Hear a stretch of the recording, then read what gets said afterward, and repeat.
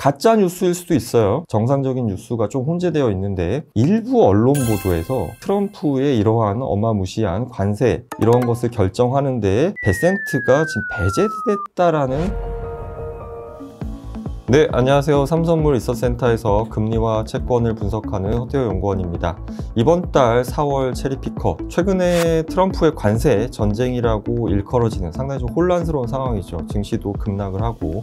근데 좀 저는 얄밉게 보실 수도 있지만 3월 제가 예측했던 대로 시장이 그대로 흘러가고 있다 라고 생각을 하고 있습니다. 상당히 저는 편안하게 보고 있는데요. 왜 그렇게 생각하는지 한번 짚어보도록 하겠습니다. 제가 지난 방송에 했었던 장표를 그대로 가져온 게 몇 가지가 있습니다. 이 3월 방송에 짚었던 3월 시점 기준으로 최근에 베센트 장관이 했던 발언들을 모아봤고요. 저는 베센트 장관의 발언들을 상당히 주목을 해야 된다라고 말씀을 드렸었습니다.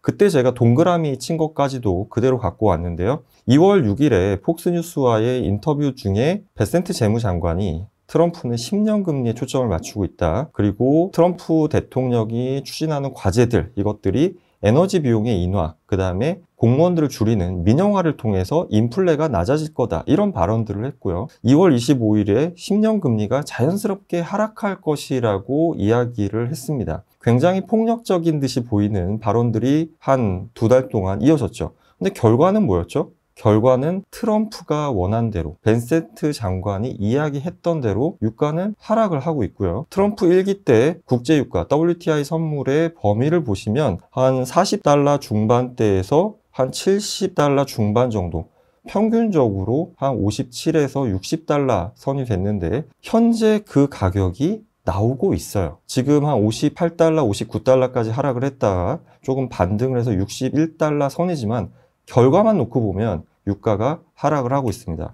두 번째로 기준금리가 아니라 10년 금리를 보겠다라고 이야기를 했습니다. 현재 삼성선물에서 거래되고 있는 품목 중에 마이크로 US 10년 금리라고 하는 선물 품목이 있는데요. 제가 그 차트를 그대로 갖고 왔는데 가장 낮을 때는 한 3.8%대까지 현재 4%대를 중심으로 움직이고 있고 결과론적으로 역시나 금리가 하락을 하고 있는 것이죠. 트럼프가 10년 금리에 초점을 두고 있다는 점, 그리고 유가 하락을 통해서 인플레를 잡겠다라고 하는 점, 관세라는 데 우리가 굉장히 신경을 쓰고 있지만 결과적으로 보면 트럼프의 목표가 달성되고 있다라고 감히 얘기를 드릴 수 있습니다. 자, 그 다음에 제가 3월 방송에서 S&P가 조정이 되게 된다면 고점 대비해서 얼마 정도 떨어질지 타겟팅한 수치가 있어요. 피보나치를 기준으로 해서 뽑았는데 4월 7일에 S&P 선물이 4,830으로 타겟팅했는데 4,832 저점을 찍고 조금 반등한 상황입니다.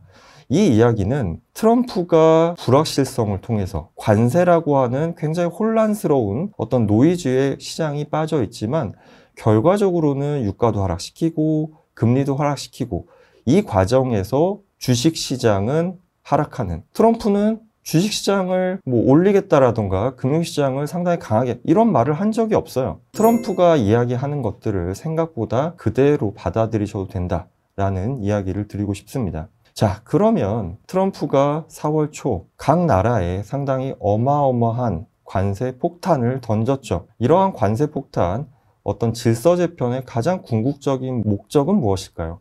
가장 궁극적인 목적을 생각을 해봐야 될 것 같습니다. 저는 결국은 돌아 중국 견제에 있다라고 생각을 합니다. 상당히 많은 나라 판례를 직접 들고 왔죠. 백악관에서 기자회견을 하면서 어떤 나라의 몇 퍼센트라고 하는 굉장히 긴 리스트를 갖고 왔지만 과연 그 나라들이 모두 다 미국의 관세 부과에 대해서 보복을 감행했나요? 이 많은 나라들 중에 보복을 감행할 수 있는, 그리고 그러할 것으로 예상되는 나라는 몇 군데 없었습니다. 이거를 과연 트럼프와 베센트 장관이 모르고 있었을 리가 없죠. H쉐어가 이 관세 폭탄을 던지고 나서 13% 급락을 했습니다. 가장 궁극적으로 글로벌 통상 전쟁의 교역 재편에 있어서 가장 궁극적인 타겟은 중국에 있다는 점을 명심하셔야 됩니다. 왜냐하면 지금 베센트 재무장관이 이 상호관세를 던졌을 때 뭐라고 얘기했냐면 보복을 하지 않는다면 현재 제시한 관세가 가장 높은 수준이라고 얘기를 했습니다. 그 이야기는 뭐냐면 각 나라와 협상을 통해서, 즉 미국이 원하는 바를 들어준다면 이러한 높은 수치보다 낮아질 여지가 있다는 점을 제시했어요. 하지만 과연 중국의 경우에 미국이 원하는 것을 들어줄까요? 그렇지 않을 가능성이 높죠. 결국은 중국과 그 이외의 나라가 점점 차별을 보일 것이고, 트럼프와 미국이 지금 하는 정책의 방향이 결국은 아닌 것 같지만, 주변에 노이즈가 되게 많지만 결국은 누굴 향하고 있다? 중국을 향하고 있다라고 보시면 될 것 같습니다. 자, 그러면 시장은 당분간 이러한 흐름을 가져갈 것입니다. 전 세계를 상대로 관세 보복을 하는 것 같지만 결국은 최종 목표에는 중국이 있고요. 물론 베트남에도 상당히 높은 관세를 부과했죠. 왜 그럴까요? 중국이 미국과의 통상 마찰, 그리고 조금 더 낮은 어떤 비용을 찾아서 베트남을 통해서 지금 미국으로 수출하는 이런 물량도 많고요. 중국이 다른 나라를 통해서 수출하는 물량도 상당히 많습니다. 일단은 이 질서 자체를 재편하기 위해서 트럼프가 길을 걷고 있다라고 보시면 되고요. 여기서 미국 시장이 조금 더 안정을 찾아가려면 첫 번째로 연준의 금리 인하가 동반돼야 된다라는 생각을 가지고 있습니다. 하지만 연준이 트럼프가 금리를 인하하라고 압박을 한다고 해서 연준이 그렇게 하면 안 되죠. 트럼프 역시 그것을 알고 있습니다. 하지만 트럼프는 정치인이죠. 자기가 어떤 이런 것을 했다라고 하는 어떤 생색내기를 사실 원하고 있는 것이죠. 하지만 연준 입장에서는 근거가 필요합니다. 가장 중요한 근거는 고용과 관련된 것일 거예요. 하지만 이번 4월에는 고용이 생각만큼 나쁘지 않았습니다. 심리지표는 얼어붙고 있지만 고용지표에는 아직 본격적으로 이러한 부분이 반영되지 못한 것 같아요. 하지만 5월 FOMC 이전에 4월 고용지표 5월 2일에 발표가 됩니다. 이것이 만약에 연준이 보험성 인하라고 하죠. 뭔가 리스크가 있을 때 일단 선제적으로 해당하는 리스크에 대해서 대응할 수 있는 이런 여지가 있습니다. 따라서 실물 지표가 조금 더 망가져주면, 어떤 소비 둔화라던가 고용 지표 관련된 부분이 망가져준다면 연준으로서는 그러한 인하를 재개할 수 있는 근거가 마련될 것이라고 생각을 하고요. 시장이 반영하고 있는 연내 금리 인하 횟수 기대는 점점 4회 쪽으로 가고 있습니다. 하지만 이것 가지고는 아직은 좀 부족해요. 지금 시장이 생각하고 있는 첫 인하 시점은 6월입니다. 하지만 생각하고 기대하는 것보다 조금 더 빨라야 시장이 안정감을 가질 수 있어요. 그런 측면에서 6월, 그러니까 지금은 6월을 기대하지만 이것보다 조금 앞당겨지는 것을 기대하게 된다면, 그러면 시장은 조금 더 이러한 혼란 상황에서 안정을 찾을 수 있는 상황이 될 수 있다라고 생각을 합니다. 따라서 지금은 5월 인하 기대가 한 20에서 30%밖에 되지 않아요. 하지만 이것에 대한 뒷받침이 될 수 있는 소비 둔화라던가 아니면 고용시장 악화라던가 이러한 하드 지표를 통해서 연준이 조금 더 앞당겨져 올 수 있는 이런 지표가 나온다면 시장은 지금 상황보다는 조금 안정을 찾을 수 있다라고 생각을 합니다.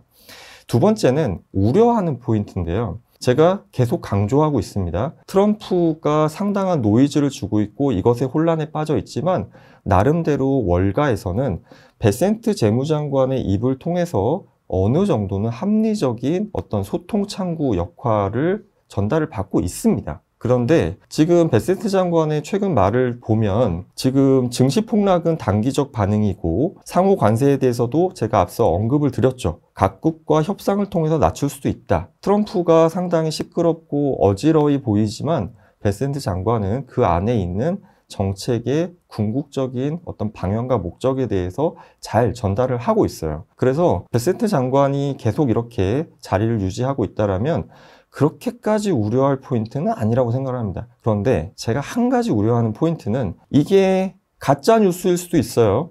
근데 너무나 많은 소식이 전해지다 보니까 가짜 뉴스와 정상적인 뉴스가 좀 혼재되어 있는데 일부 언론 보도에서 지금 트럼프의 이러한 어마무시한 관세 이런 것을 결정하는데 베센트가 지금 배제됐다라는 그러한 보도가 나온 적이 있습니다. 그리고 이게 소문인지 아니면 가짜 뉴스인지는 잘 모르겠지만 베센트 재무장관이 사임할 수도 있다라는 어떤 언론 보도가 나온 적이 있어요. 이건 상당히 부정적인 요소입니다. 이게 정말 가짜 뉴스라면 괜찮아요.